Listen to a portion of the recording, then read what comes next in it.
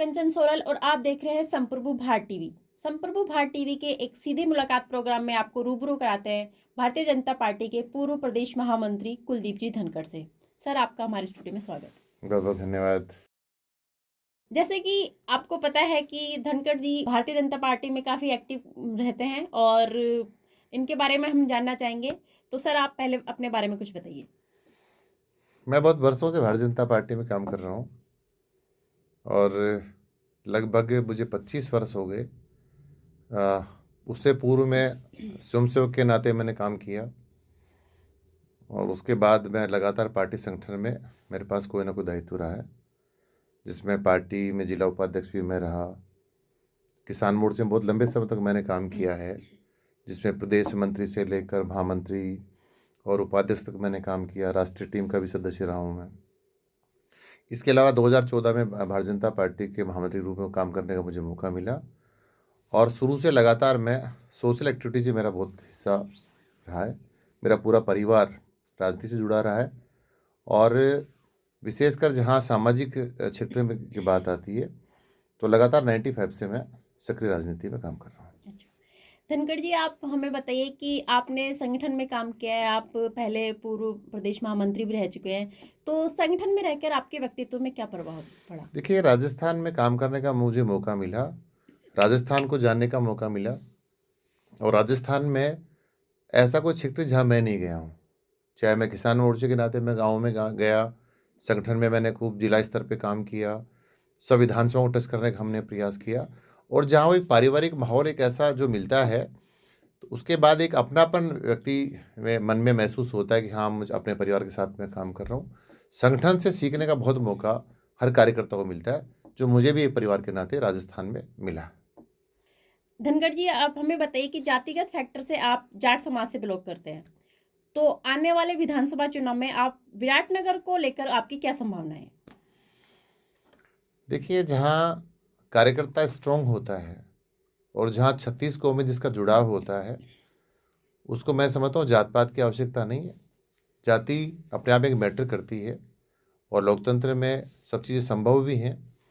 लेकिन जहाँ तक मेरा प्रश्न है, विराटनगर में हर 36 कौम में मेरा बहुत ज़्यादा जुड़ाव रहा है और उसमें आप यदि मेरी गत चुनाव जो 2018 का चुनाव था विधानसभा का, अगर आप बूथ स्तर पर देखोगे तो ऐसे ऐसे मेरे बूथ रहे हैं जहाँ पर जाट समाज के वोट चाहे नहीं भी होंगे, लेकिन मुझे कार्यकर्ता के नाते और वहाँ बड़ी संख्या में मुझे जनता ने मतदान किया है और आगे भी मुझे पूरी संभावना है कि जहाँ तक जैसा मेरा व्यवहार लोगों के साथ है, राजनीति में व्यवहार मैटर करता है। मैंने कहा ना, जात पात एक अपने आप में अलग स्थान पर है, लेकिन कार्यकर्ता होने के नाते उस व्यक्ति को बड़ा फ़ायदा मिलता है और मुझे वो लाभ लगातार मिलता रहा है और आगे भी मेरी ये संभावना है कि मेरी 36 को मेरे साथ खड़ी रहेंगे। कहीं ना कहीं बीजेपी सभी सर्व समाज को लेकर साथ चलती है, लेकिन जब टिकट वितरण की बात आती है तो वहां पर जाति के समीकरण को देखते हैं, तो इसके बारे में आपका क्या कहना है? देखिए, मैंने कहा ना, लोकतंत्र में जातियों की बात होंगी, पहले भी होती थी, आगे भी होंगी, ये चीज़ें रुकने वाली नहीं है। लेकिन भारतीय जनता पार्टी में चाहे प्रदेश का संगठन हो चाहे सेंट्रल का संगठन हो, दोनों प्रदेश और केंद्र स्तर पर स्टेट पार्लियामेंट्री बोर्ड राजस्थान में, सेंट्रल पार्लियामेंट्री बोर्ड केंद्र स्तर पर, फिर चुनाव संसदीय दल अलग से उसका निर्माण पार्टी ने किया हुआ है और ये सब चीज़ें स्टेट पार्लियामेंट्री बोर्ड के बाद केंद्रीय जो हमारा चुनाव समिति है उसमें चीज़ें जाती हैं, सब चीज़ों डिस्कशन होता है और मैं वहाँ भी ये मानता हूँ कि कार्यकर्ता की काम के आधार पर और उनका व्यवहार कैसा है, जनता के फीडबैक के आधार पर ही पार्टी में फैसला होता है, जो मुझे जितना तक संगठन का ज्ञान है। भारतीय जनता पार्टी में सीएम को फेस को लेकर एक अंदरूनी घमासान चल रहा है, तो इसमें आपकी क्या प्रतिक्रिया है? राजस्थान की जनता भारतीय जनता पार्टी को राजस्थान में राज देना चाहती है। पूरे प्रदेश की आप हालात देख लो, राजस्थान की जितनी ऐसे प्रदेश कांग्रेस की सरकार की हालात रही हैं, राजस्थान में कानून व्यवस्था जो चीज़ यहाँ बिगड़ी है, यहाँ नौजवानों के साथ जो जिस प्रकार का कांग्रेस की सरकार ने, मैं तो ये कहूँगा, सीधा सीधा कहूँगा कि पीठ में छुरा घोंपने का काम किया है। पूरी राजस्थान की जनता भारतीय जनता पार्टी को राज में लाना चाहती है और जहाँ तक प्रश्न गुटबाजी का, राजस्थान में भारतीय जनता पार्टी गुटबाजी तो कोई है ही नहीं। मैंने कहा कि सब कुछ जो केंद्रीय चुनाव समिति है और संसदीय बोर्ड जो बना हुआ है उसमें सब कुछ निर्णय होता है। और जिस प्रकार आपने चुनाव देखे, उत्तर प्रदेश का चुनाव आपने देखा, गुजरात का चुनाव आपने देखा, बहुत सारे प्रांतों के चुनाव देख लीजिए, कोई कहीं भी जहाँ भी पार्टी में सर्वसम्मति से फैसला होता है और पहले तो सब लोग मिलकर ही काम करते हैं। ऐसी स्थितियाँ राजस्थान में है नहीं। सर एक आज अगर अभी हम वर्तमान में देखें तो जन आक्रोश रैली काफ़ी चल रही है भारतीय जनता पार्टी में, तो ये कहाँ तक सक्सेस बताते हैं। लेकिन साथ ही देखा जाए तो राजस्थान में बहुत सारी समस्याएं हैं, जैसे बेरोजगारी की समस्या है हो गई, और गैस सिलेंडर की बढ़ती कीमत और हंगर इंडेक्स। अगर इन सबको देखा जाए तो आपको क्या लगता है कि जन आक्रोश रैली कहाँ तक सार्थक सिद्ध हो रही है?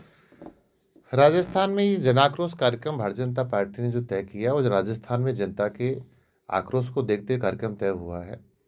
और ऐसी कोई विधानसभा नहीं जहाँ जन आक्रोश का कार्यक्रम बड़ी संख्या में संपन्न नहीं हो। पूरे प्रदेश में बहुत बड़ी संख्या में कार्यकर्ताओं के साथ साथ जनता सड़कों पर आई, चाहे वो बिजली की समस्या रही हो, चाहे वो पानी की समस्या रही हो, चाहे कानून व्यवस्था की बात रही हो, चाहे नौजवानों के रोजगार की बात रही हो, चाहे महिलाओं के सम्मान की बात रही हो, चाहे किसान के सम्मान की बात रही हो। पूरे राजस्थान की जनता जन आक्रोश रैली के कार्यक्रमों में बढ़ चढ़ कर हिस्सा लिया है। और समापन कार्यक्रम देख लीजिए आप, ऐसी कोई विधानसभा नहीं जहाँ पर जन आक्रोश महासभा का जहाँ समापन होना है वहाँ पर बहुत बड़ी हजारों हजारों की संख्या में वहाँ जनता इकट्ठी हो रही है और भारतीय जनता पार्टी की जन आक्रोश यात्रा का सपोर्ट कर रही है, सहयोग कर रही है। मैं राजस्थान की जनता को धन्यवाद देना चाहता हूँ कि इतनी बड़ी संख्या में सड़कों पर निकल कर आई और जन भावना के अनुरूप भारतीय जनता पार्टी के साथ जुड़ने का काम किया। सर आप विराटनगर विधानसभा से आते हैं, तो वहाँ हमारे चैनल के जो सर्वे हुआ तो हमें पता चला कि वहाँ पानी को लेकर बहुत समस्या है, तो उसको लेकर आप क्या करना चाहेंगे? देखिए, जब से कांग्रेस का शासन यहाँ राजस्थान में चल रहा है, मेरे विराटनगर की हालत ऐसी कर दी कि 4 वर्षों में मेरे विराटनगर जनता को पीने का पानी नहीं मिल पा रहा।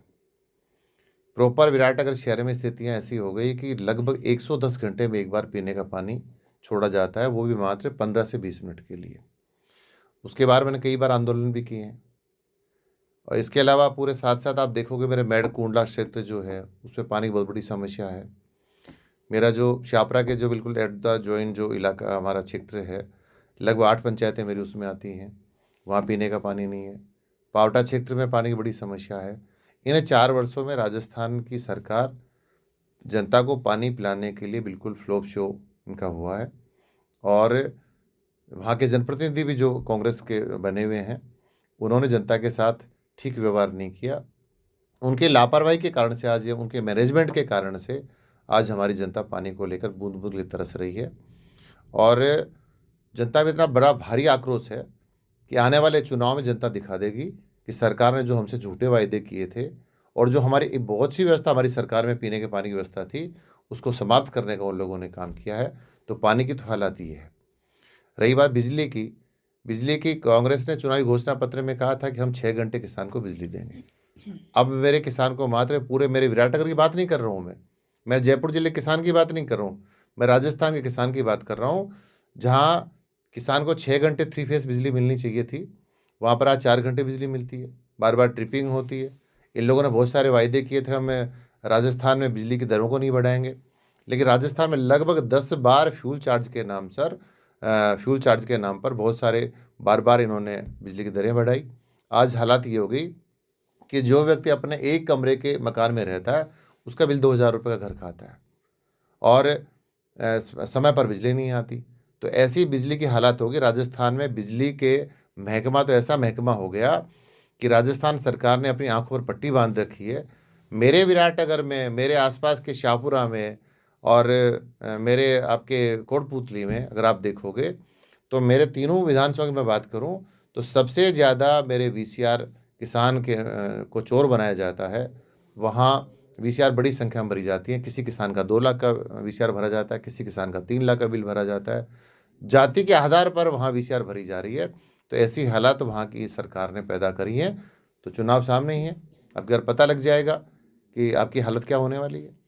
सर अभी ये जो पिछला बजट गया था तो उसमें मुख्यमंत्री जी ने घोषणा की थी कि वो 50 यूनिट तक बिजली फ्री करेंगे, और अभी आप कह रहे हैं कि एक कमरे में भी 2-2 हज़ार का बिल आ रहा है, तो उसमें कहाँ तक सही है कि उन्होंने देखिए, लागू की नहीं की? मैंने वही आपके चैनल के माध्यम से राजस्थान की जनता को भी कहना चाहता हूँ कि बिजली की 10 बार बार फ्यूल चार्ज के नाम पर दरें बढ़ाई गई हैं। और आज मैंने कहा, पहले बिल आता था हमारे उपभोक्ता का 500 रुपये का, 400 रुपये का। आज वो घरेलू बिजली का बिल आता है 2 से 1000 से लेकर 2500 तक का। और सरकार ने जितने वायदे किए थे राजस्थान की जनता से, चाहे पीने के पानी की बात मैं करूं, चाहे कर्जा माफ़ी की मैं बात करूं, चाहे बिजली दरों की बात करूं, सरकार बिल्कुल हमेशा असत्य बोलती रही है, झूठे वायदे करके जनता से वोट लेने का काम किया, और उसी जनता को इस सरकार ने ठगने का काम किया है। जो आपकी जनता बता देगी कि आपकी जो आपने झूठे वायदे किए थे उसका परिणाम क्या है। सर हम राजस्थान प्रदेश की बात करें तो देखा जाता है कि लॉ एंड ऑर्डर के नाम पर जीरो है। यहाँ पे आए दिन हत्याकांड, लूटकांड, मतलब गोलीकांड होता रहता है, डकैती होती रहती हैं। तो ऐसे ही आपके विराटनगर क्षेत्र में भी हमने सुना है, देखते हैं, हम लोग सर्वे में देखा है कि गोलीकांड होता रहता है। तो इसके बारे में लॉ एंड ऑर्डर के लिए आप क्या कहेंगे? तो कानून व्यवस्था तो राजस्थान में कहीं बची नहीं है, और मेरे तो विराटनगर की हालत ऐसी कर दी।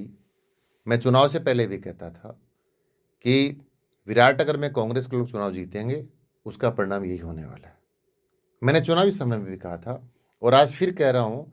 मेरे यहाँ देखिए, बहुत बड़ा मेरा 27 क्षेत्र जिसकी राजधानी पावटा है, ऐसा हमारे लोगों का मानना है कि बड़ा केंद्र अपने आप है, और बहुत बड़ा व्यापारी केंद्र भी है, और लगभग वहाँ सारे व्यापारी भाई मेरे बुद्धिजीवी तबके के लोग ही रहते हैं।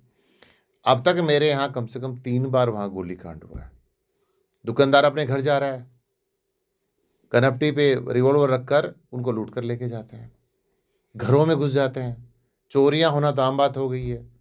इसके अलावा मेरे विराटनगर शहर में गोलीकांड हुए हैं, मेरे मेरठ क्षेत्र में गोलीकांड हुए हैं, मेरे भीलवाड़ी क्षेत्र में गोलीकांड हुए हैं। 4 साल से जब से कांग्रेस का शासन राजस्थान में आया है, तब से लगातार मेरे विराटनगर में गोलीकांड हो रहे हैं, चोरियां हो रही हैं। अभी पिछले दिनों की बात बताना चाहता हूँ आपके चैनल के माध्यम से। और तो और जो किसान बेचारा पशुपालन का काम करता है, और उनकी भैंसें चोरी होती हैं, उनकी बकरियां चोरी हो रही हैं, लोग परेशान हैं, बहुत त्रस्त हैं, और हमारे जनप्रतिनिधि आंख पे आंख, बिल्कुल आंख मूंद कर चुपचाप अपने आराम से आराम कर रहे हैं। इलाके से उनका कोई लेना देना है नहीं। तो ऐसी हालात में हमारी कानून व्यवस्था होगी। मैं विराटनगर की बात तो कर ही रहा हूँ, लेकिन राजस्थान में कानून व्यवस्था नाम की कोई चीज़ बची नहीं है। राजस्थान की सरकार हर मोर्चे पर विफल रहने का इन्होंने काम किया है, और उसका परिणाम जनता भी आपके सामने 2023 में रखने वाली है। सर आप हमारे चैनल के माध्यम से जनताओं को क्या संदेश देना चाहेंगे? देखिए, मैं तो सबसे पहले तो आपको धन्यवाद देता हूँ कि आपका ये चैनल बहुत तरक्की करे। मेरी शुभकामनाएं हैं आप पूरी टीम के लिए। और इतना कहूँ, राजस्थान की जनता की जहाँ भी प्रॉब्लम्स आती हैं, जहाँ भी प्रशासन सहयोग नहीं करता है, प्रशासन से हमारी बहुत सारी उम्मीदें होती हैं, और जनता हमेशा उम्मीद रखती है। जनता की उम्मीद पर ही पूरा प्रदेश संचालित होता है, लेकिन उन उम्मीदों पर ये लोग खरा नहीं उतरते हैं। और इसलिए मैं कहूँगा, राजस्थान में जहाँ जहाँ भी आपका चैनल है, वो जनता की आवाज़ को उठाए, जनता के बीच रहे, और हम सब लोग मिलकर आपके चैनल के माध्यम से राजस्थान की जनता की आवाज़ को, और विशेषकर जयपुर जिले में जो मेरी विधानसभा क्षेत्र विराटनगर पौराणिक नगरी के रूप में आप सब लोग जानते हैं, मेरे विराटनगर की आवाज़ को आप बुलंद करेंगे, ऐसी मैं आपसे भी अपेक्षा करता हूँ, और आपको पुनः शुभकामनाएं देता हूँ कि आपका चैनल खूब तरक्की करे। Thank you sir. ये थे हमारे साथ भारतीय जनता पार्टी के पूर्व प्रदेश महामंत्री कुलदीप जी धनखड़। ऐसे ही हम आपको अनेकों शख्सियत से रूबरू कराते रहेंगे। देखते रहिए संप्रभु भारत टीवी।